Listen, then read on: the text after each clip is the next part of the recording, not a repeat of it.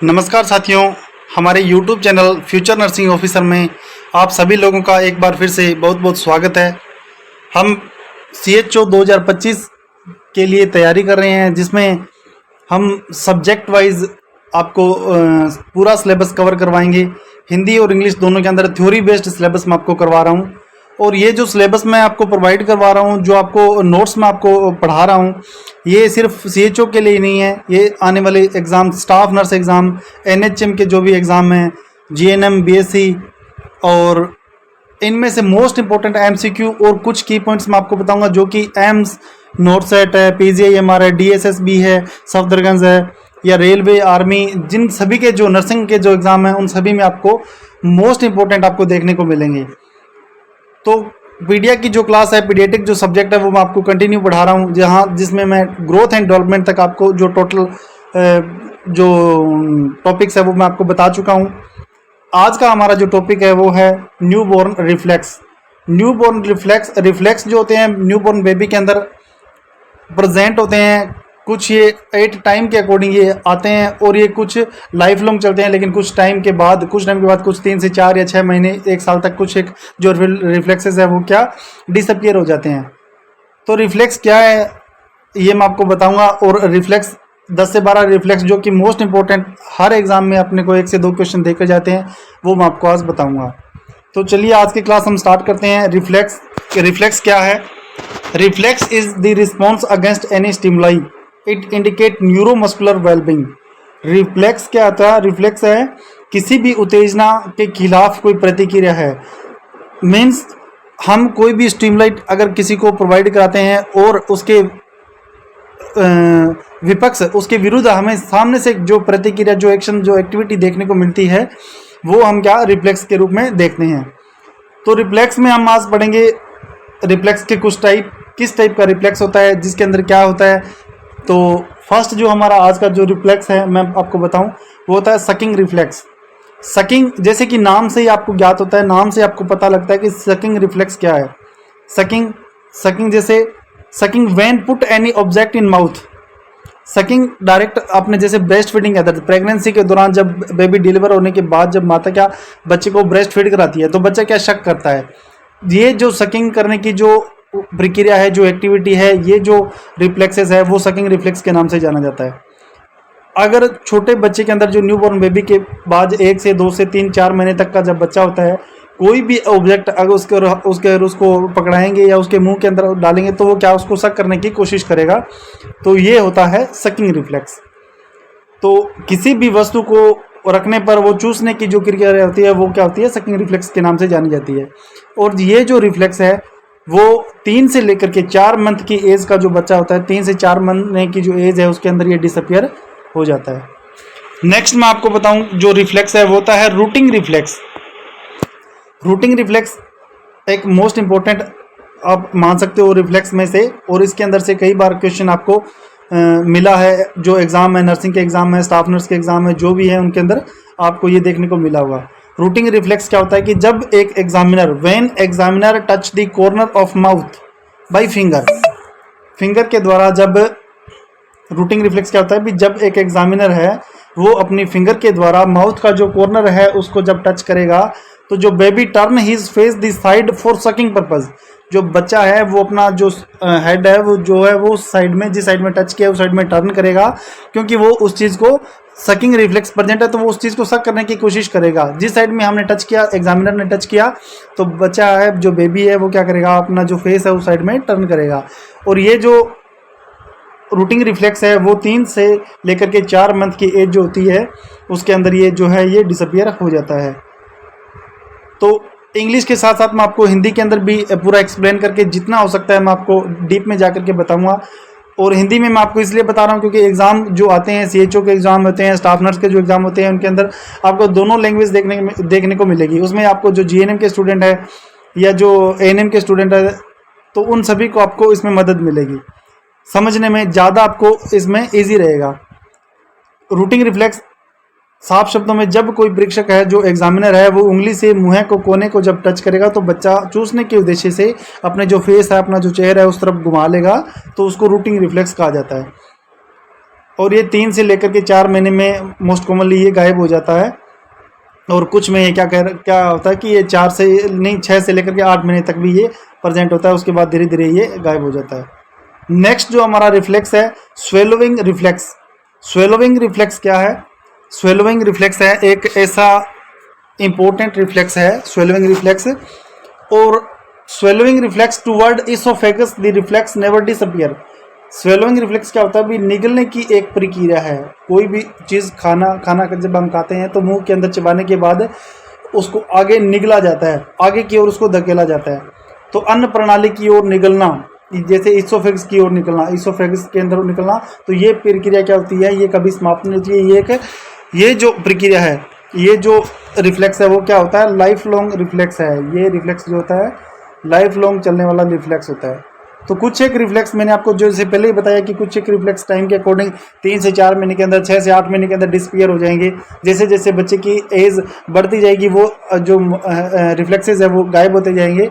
और कुछ एक रिफ्लेक्स ऐसे हैं जो लाइफ लॉन्ग पूरी उम्र चलता रहता है, तो वो रिफ्लेक्स के अंदर जो कंटिन्यू चलते रहते हैं उनको लाइफ लॉन्ग चलने वाले रिफ्लेक्सेस कहते हैं। जैसे स्वेलोइंग रिफ्लेक्स इसका एक एग्जाम्पल है।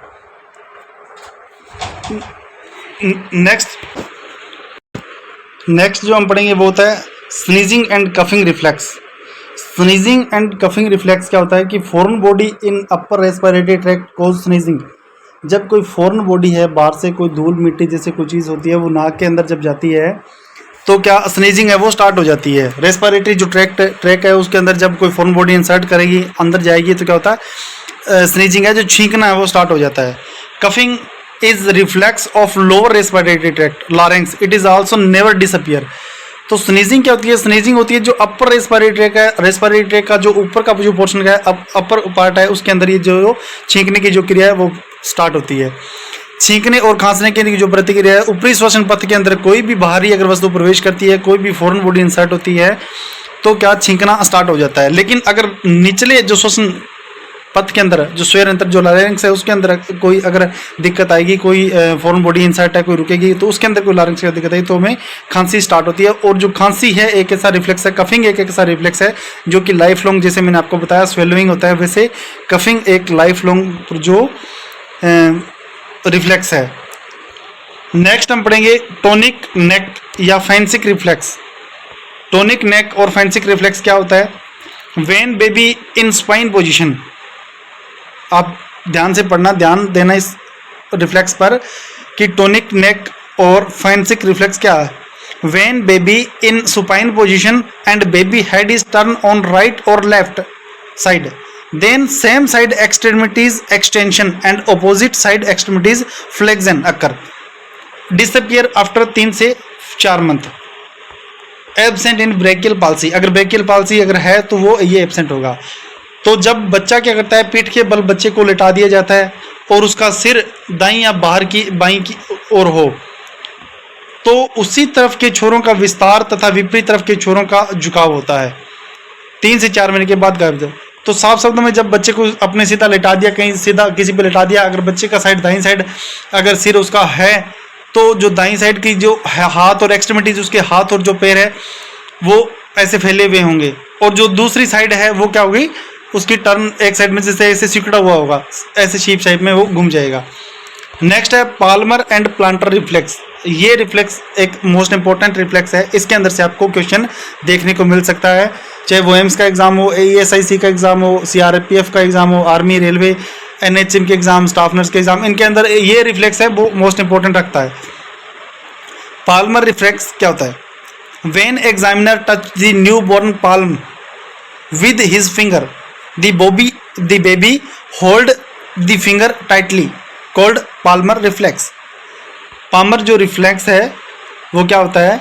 जब कोई परीक्षक है, कोई एग्जामिनर है, अपनी उंगली को नवजात शिशु की जो हथेली को जब छुएगा तो शिशु है, जो बच्चा है, वो बेबी है, वो क्या करेगा, उंगली को कस करके पकड़ लेता है, और इसे पाल्मर रिफ्लेक्स के नाम से जाना जाता है। नेक्स्ट हमारा था क्या इसके अंदर? Plantar reflex. प्लांटर रिफ्लेक्स, ठीक है। Plantar reflex when examiner touch the base of toy with his finger of foot of newborn turn around examination finger, called plantar reflex, disappear 8 month, और ये 8 मंथ केस पे disappear होता है। जब जो examiner है परीक्षक क्या करेगा, अपनी उंगली से पैर की उंगलियों के आधार को छुएगा, पैर की उंगलियों के नीचे जब वो छुएगा ना, तब जो नवजात जो बेबी है, जो शिशु है, वो क्या करेगा, पैर की उंगली है वो जांच वाली जो एग्जामिनर की उंगली है ना, उसकी तरफ वो घूमती रहेगी। जैसे जैसे वो उंगली घुमाएगा वैसे उसकी तरफ वो उंगली घुमाएगा, और उसको प्लांटर रिफ्लेक्स कहते हैं। जैसे उसने उंगली पैर के नीचे जैसे उंगलियों के साइड में जैसे लगाई तो उंगलियों को ऐसे ऐसे ऐसे फ्लेक्स करता रहेगा, तो उसको प्लांटर रिफ्लेक्स कहते हैं। और 8 महीने के लगभग ये गायब हो जाता है। नेक्स्ट हमारा जो इम्पोर्टेंट जो रिफ्लेक्स है जो बेबी के अंदर पाया जाता है वो होता है मोरो रिफ्लेक्स। मोरो रिफ्लेक्स क्या है? मोरो रिफ्लेक्स क्या होता है कि hold the newborn in semi sitting position. Semi sitting के अंदर होता है भी जैसे आधा बच्चे को बिठा रखा है हमने, तो semi sitting position. And then lower newborn head 30 degree, उसके बाद बच्चे का जो 30 डिग्री तक हम सिर है वो नीचे की ओर करेंगे। दी न्यू बोर्न जो बेबी है वो क्या करेगा, शो शार्प एक्सटेंशन, वो क्या करेगा, ऐसे एक्सटेंशन करेगा, शार्प एक्सटेंशन करेगा। एंड अबडक्शन ऑफ एक्सट्रीमिटी, तो जो अब अबडक्शन करेगा, जो एक्सट्रीमिटीज है, जो हाथ पैर है उनका अबडक्शन और एडक्शन दो चीज होती है। एडक्शन मतलब एड करना, ऐसे नजदीक की ओर लेना, अबडक्शन मतलब दूर की ओर ले जाना। Finger and thumb are in C shape के अंदर पोजीशन।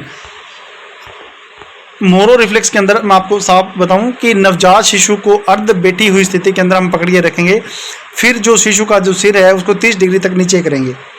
जो शिशु है, जो न्यूबॉर्न बेबी है, चरम सीमाओं का तेज विस्तार और अपहरण दिखाई देगा। अंगुली और अंगूठे सी आकार की स्थिति में होते हैं, ठीक है। इसके बाद तेज झुकाव और विस्तार अपहरण जोड़कर रोना होता है। तो इसके बाद बच्चा क्राई भी करता है। मोरो रिफ्लेक्स के अंदर बच्चा जैसे एक तरह से डर जाता है और वो क्राई भी करता है। तो बच्चा क्या होता है, सेमी सिटिंग की पोजीशन में बैठा होता है। बच्चे का जब सिर 30 डिग्री तक नीचे करते हैं तो क्या होता है, उंगली और अंगूठे जो बच्चे के होते हैं एक सी शेप की सेज के अंदर बन जाते हैं। और ये क्या होता है, ब्रेकियल पाल्सी के जो केसेज होते हैं उसके अंदर ये एब्सेंट होता है। 3 से 4 मंथ, लगभग मैक्सिमम 6 मंथ की एज के अंदर ये चीज़ है वो गायब हो जाती है। नेक्स्ट टाइम आज पढ़ेंगे कि बाबिन्स्की रिफ्लेक्स। आज मैं टोटल रिफ्लेक्स का जो पार्ट है वो मैं आपको बताऊंगा, जो रिफ्लेक्स का जो टॉपिक है वो बताऊंगा। 12 से 10-12 आपको जो रिफ्लेक्स है टोटल उनके बारे में बता दूंगा, और उन्हीं के अंदर से आपको 1 से 2 क्वेश्चन आने वाले कोई भी एग्जाम उनमें आपको देखने को मिलेगा। तो Babinski reflex, what is Babinski reflex? Use a sharper और blunt object and touch the sole, begin from heel of foot and when move laterally toward the ball of foot. Newborn respond by feigning of toe and dorsiflexion. Adult plantar flexions of big toes. Disappear 1 साल से लेकर के 2 साल की as तक गायब होता है। तो इसका मतलब होता है बाबिन्स्की रिफ्लेक्स, किसी नुकीली या कुंद वस्तु का उपयोग करें। जब कोई भी अपने तीखी चीज़ को लेकर के, कोई नुकीली चीज़ को लेकर के बेबी के तलवे की ओर जब स्पर्श करेंगे, पैर की एडी से शुरू करेंगे। और ये क्या न्यूरोमस्कुलर के अंदर अपने जांच करते हैं। कई बार आपने देखा होगा कोई फिजिशियन होता है, जब कोई जैसे कोमा की कंडीशन होगी, कोई ट्रॉमा की कंडीशन होगी, तो जो उसका एग्जामिनेशन करते हैं ना, जो वो क्या करते हैं कि एक नीचे से एक नुकीली चीज़ उसमें एडी के अंदर, पैर के अंदर ऐसे लगा के देखते हैं किस तरफ से वो पैर टर्न कर रहा है, किस तरफ मूव कर रहा है। अंदर की साइड मुड़ा, अंदर की साइड लगा के देखा तो उसने टर्न किया कि नहीं किया, बाहर की साइड उसने लगा के देखा तो टर्न किया नहीं। तो ये चीज़ होती है। तो ये बाबिन्स्की रिफ्लेक्स है। ये नुकीली चीज़ जब बच्चे के हम उस पाल में लगाएंगे पैर के, तो जो पैर की एडी से ऊपर की ओर शुरू करेंगे ना, तो क्या पैर क्या होता है, एक गेंद की तरह से घुमाव आगे की तरफ घूमता जाएगा। तो नवजात शिशु की जो पैर की उंगलियां हैं वो ऐसे ऐसे चौड़ी हो जाएगी, ठीक है। तो उसको डोर्सिफ्लेक्शन कहेंगे, ठीक है। तो ये 1 से लेकर के 2 साल तक बाबिन्स्की रिफ्लेक्स के अंदर ही होता है, और ये 1 से लेकर के 2 साल तक ये गायब हो जाता है। बाबिन्स्की रिफ्लेक्स है ये जो 1 से लेकर के 2 साल तक ये इसके अंदर बच्चे के अंदर ये गायब हो जाता है। नेक्स्ट हम ये न्यूरोलॉजिकल, मैंने आपको जैसे बताया कि ये एक न्यूरोलॉजिकल डिसऑर्डर जो होते हैं, जैसे ट्रॉमा के अंदर कोई इंजरी हो गई है किसी चीज़ का मस्कुलर, जिसके अंदर न्यूरो का हम जांच कर रहे हैं कि इसके अंदर कोई एक्टिविटी है कि नहीं, ये रिस्पॉन्स कर रहा है कि नहीं कर रहा, तो उसके अंदर ये जांच है वो की जाती है। नेक्स्ट हमारा जो रिफ्लेक्स है वो है gag reflex. Gag reflex, when the posterior pharyngeal part of infant of the person is stimulated, the person या इन्फेंट है जो है वो क्या वोमिट करेगा। हमने कई बार देखा होगा कि कई बार कोई एक्स्ट्रा अपने फूड इंसर्ट के लिए खाना खा लिया, कोई ज़्यादा खाना खा लिया, या कई बार कुछ ऐसी चीज़ हमने मतलब खा ली पी ली जिसके अंदर हमारा क्या पेट के अंदर जैसे गैस बन गया या कोई दिक्कत आने, हमें ऐसे लग रहा है कि वोमिट आएगी, लेकिन उल्टी आ नहीं रही है, वोमिट आ नहीं रही है ऐसे मतलब। तो उसमें हम क्या करेंगे कि कोई ऑब्जेक्ट गले के अंदर ऐसे कई बार उंगली डालते हैं, उंगली डाल करके हम उल्टी कर देते हैं, ठीक है। जिससे क्या होता है कि एक प्रोसेस होती है, एक रिफ्लेक्स हम क्या स्टिमुलेट करके खुद एक रिफ्लेक्स वो उत्तेजित करते हैं, जिससे कि हम एक मतलब जो वोमिट है वो आ जाए। तो ये इसके अंदर करते हैं कि जब कोई शिशु या व्यक्ति है वो क्या होता है, जीभ के अंदर जैसे उंगली डालते हैं पीछे की साइड में, तो वहाँ से उसको जो स्टिमुलेट होने के बाद व्यक्ति है या जो न्यू बॉर्न बेबी है कुछ भी है वो क्या करता है, वोमिट कर देता है। तो ये होता है गैग रिफ्लेक्स। नेक्स्ट है डोल्स आई रिफ्लेक्स। डोल्स आई रिफ्लेक्स जैसे कि नाम से ही पता होता है कि गुड़िया की जो आंखें, जैसे हम कोई मेले से जैसे गुड़िया लेके आते हैं ना, जिसको उसके ऊपर करेंगे तो वो आंखों को नीचे कर लेगी, ऐसे नीचे की ओर करेंगे तो सीधा करेगी, लेकिन आंखों को एक जगह पर रखेंगे तो आंखों को जैसे स्थिर रखेगी। तो ये होता है doles I reflex. When newborn face is turned one side, then newborn eye do not follow the tuning head. The eye are fixed. It dissipates for month. गुड़िया की पूर्व संध्या प्रतिवृत्ति, मतलब जब एक नवजात शिशु है उसका चेहरा एक तरफ मुड़ जाता है, जैसे ऊपर की ओर उसको उठा लिया तो नवजात शिशु की आंखें घूमते हुए सिर का अनुसरण नहीं करती। वो क्या ऊपर करेगा तो सिर आंखें नीचे बंद कर लेगा, और नीचे करेंगे तो ऊपर आंखें उसकी खोल लेगा। तो ये कहते हैं 4-5 महीने के अंदर ये जो माइलस्टोन है ये वो उसमें अंदर गायब हो जाता है। Startle reflex. स्टार्टल रिफ्लेक्स ये मोस्ट इंपॉर्टेंट रिफ्लेक्स के अंदर से एक मोस्ट रिफ्लेक्सेस है। इसके अंदर से आपको क्वेश्चन बनने के चांसेस होते हैं, ठीक है, इसको आप मोस्ट इंपॉर्टेंट मान सकते हो, ठीक है, और इसके अंदर से आपको क्वेश्चन बनने के चांसेस पूरे पूरे बनते हैं। तो स्टार्टल रिफ्लेक्स क्या होता है, when the loud noise is loud noise is when the created near newborn the baby respond by sharp flexion extension first closed and crying। तो सबसे स्टार्टल का मतलब ये होगा कि चौंकने की प्रक्रिया। हम आराम से बैठे हैं, रिलैक्स माइंड रिलैक्स मूड के अंदर बैठे हैं, बिल्कुल नो एक्टिविटी, कोई एक्टिविटी नहीं करें, अचानक से कोई चीज़ गिरती है धड़ाम से, ठीक है, या अचानक से कोई शोर होता है, या अचानक से कोई आवाज़ आती है, तेज आवाज़ आती है, जिससे कि हम अचानक से एक्टिविटी करेगा। न्यू बॉर्न बेबी है उसको अचानक से वो एक्टिविटी करेगा, वो चौंक जाएगा, वो क्राई भी कर सकता है। तो जो अचानक ऐसी एक्टिविटी होती है नॉइज़ के कारण, जैसे बच्चे ने कोई जो एक्टिविटी की है, जो रिस्पॉन्स किया है, तो वो होता है स्टार्टल रिफ्लेक्स। उसके अंदर बच्चा स्टार्टल भी करता है, उसके अंदर बच्चा क्या करता है, क्राई भी करता है, ठीक है, और एक्सटेंशन भी करता है, फ्लेक्शन भी करता है, शार्प अचानक से एकदम से चौंकने की प्रतिक्रिया होती है। जब नवजात शिशु है, न्यूबॉर्न बेबी के पास कोई तेज आवाज आती है तो बच्चा क्या करता है, तेजी से झुकता है या फैलता है एकदम अचानक से, या एकदम मुट्ठी बंद कर लेता है, या रोने लग जाता है। तो ये होता है स्टार्टल रिफ्लेक्स। नेक्स्ट हमारा आज हम पढ़ेंगे कि डांसिंग रिफ्लेक्स या स्टेपिंग रिफ्लेक्स। नाम से ही हमें पता लग रहा है कि डांसिंग रिफ्लेक्स, इसमें क्या होगा, क्या होना चाहिए। तो when newborn is show hold on vertical position, जब बच्चे को सीधा खड़ा कर दिया हमने, वर्टिकल पोजीशन के अंदर खड़ा कर दिया, एंड वन और both leg touch any firm surface, और हमने सरफेस पे जैसे फर्श पे बच्चे की जो बोथ लेग के दोनों पैर है वो टच कर रहे हैं, the baby rapidly extend and flexed is leg like dancing. तो बच्चा क्या करेगा, जल्दी से जल्दी पैरों को हिलाएगा, ऊपर नीचे उठाएगा, आगे पीछे करने की कोशिश करेगा। तो लाइक ए डांस, जैसे वो बच्चा डांस कर रहा है, वो बच्चा नाच रहा हो।